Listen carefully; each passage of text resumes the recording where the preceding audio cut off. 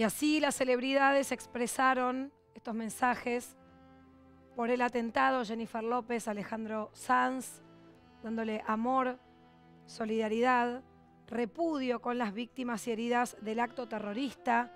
Ricardo Montaner también, David Bisbal, contestando a un mensaje anterior, no comprendiendo esta maldad, y un abrazo y aliento para familiares y amigos de las víctimas.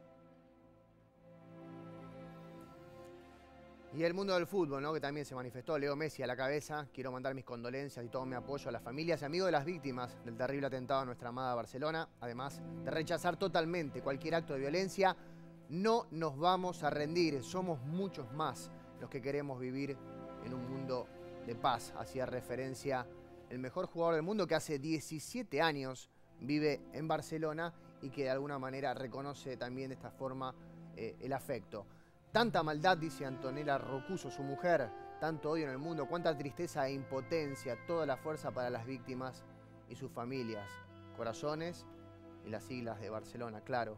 Los futbolistas, decíamos, se manifestaron todos consternados, decía Andrés Iniesta, habló también CR7, Cristiano Ronaldo, Sergio Ramos, en fin, Neymar Jr., ¿no?, que hace muy poquito dejó una ciudad en la que estuvo 4 temporadas. Que Dios conforte todas las familias, en portugués, y volvemos a ver el de Leo Messi.